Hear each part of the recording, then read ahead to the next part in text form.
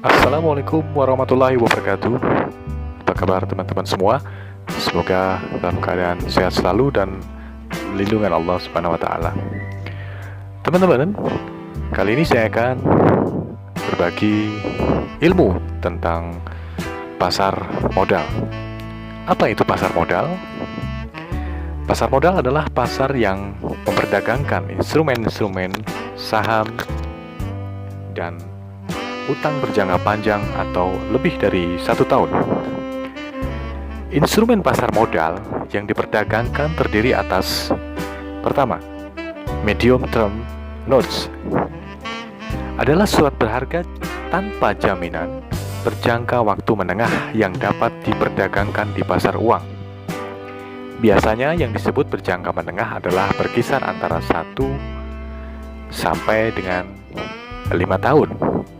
Meskipun dalam prakteknya terdapat medium term notes yang berjangka waktu pendek yang terus-menerus bisa diperpanjang.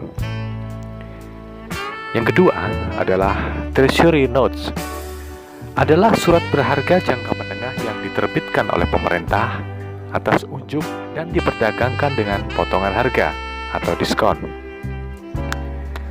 Yang ketiga, efek beragun aset, adalah surat berharga yang dapat diperdagangkan di pasar modal yang berasal dari proses transformasi aset keuangan lain yang kurang liquid. Di Indonesia, efek beragun aset dapat dikeluarkan oleh kontrak investasi kolektif efek beragun aset atau KIK EBA. Efek beragun aset yang dikeluarkan oleh kontrak investasi kolektif efek beragun aset adalah unit penyertaan atau UP, kontrak investasi kolektif atau KIK, yang portofolionya terdiri atas aset keuangan, bukan efek berupa tagihan yang timbul dari surat berharga komersial.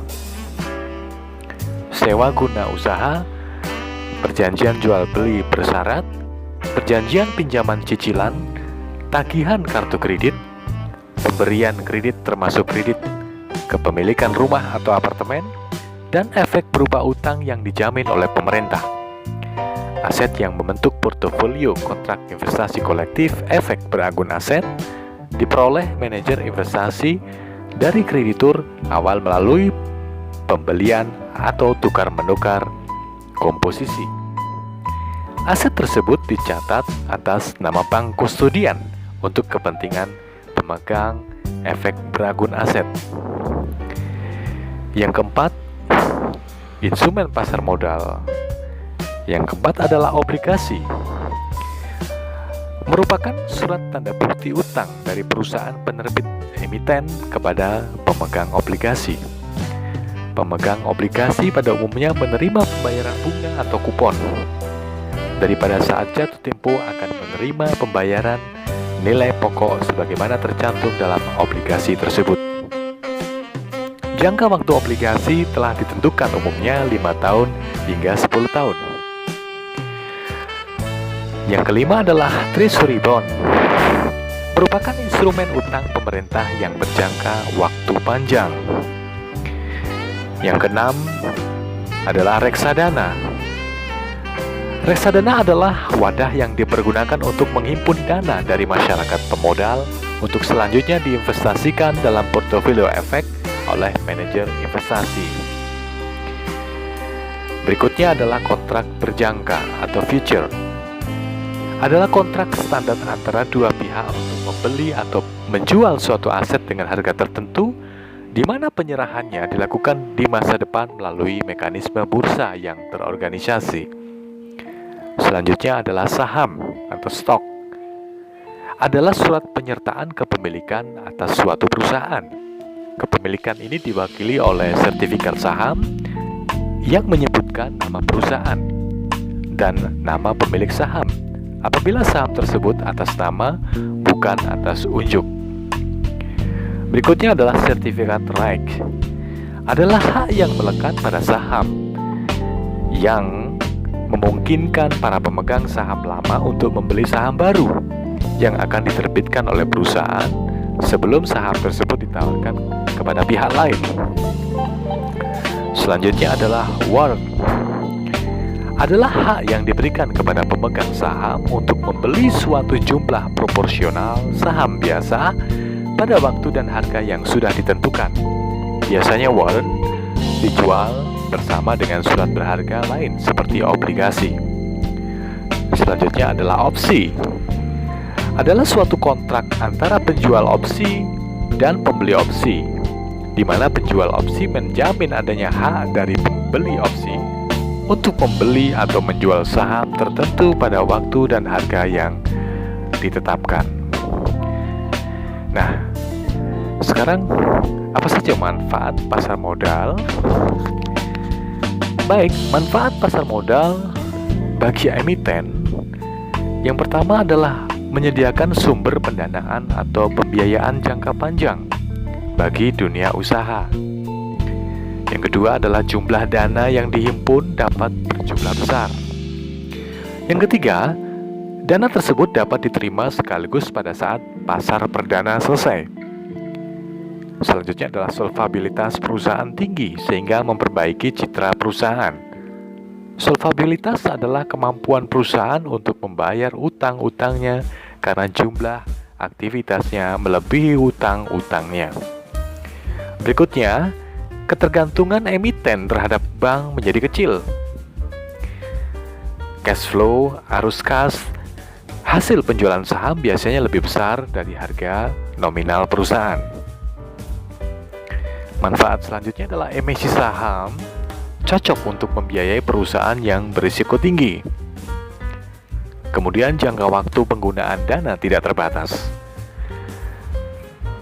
Manfaat berikutnya adalah perusahaan dituntut lebih terbuka sehingga profesionalisme dalam manajemen meningkat.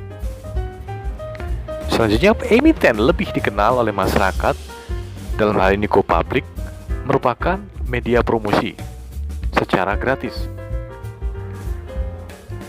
Berikutnya adalah memberikan kesempatan bagi koperasi dan karyawan perusahaan sehingga dapat mengurangi kesenjangan sosial.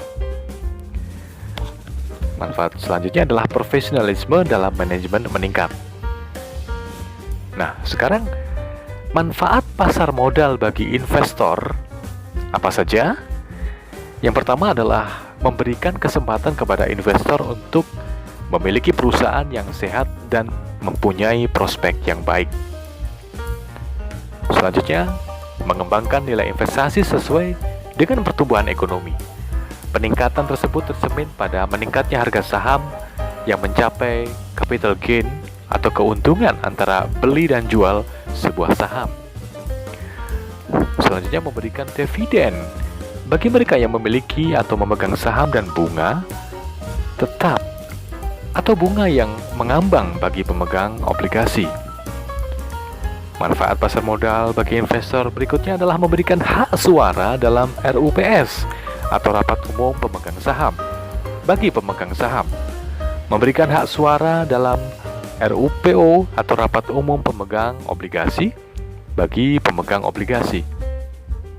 Selanjutnya adalah memberi kemudahan untuk mengganti instrumen investasi, misal dari saham A ke saham B, sehingga dapat meningkatkan keuntungan atau mengurangi risiko.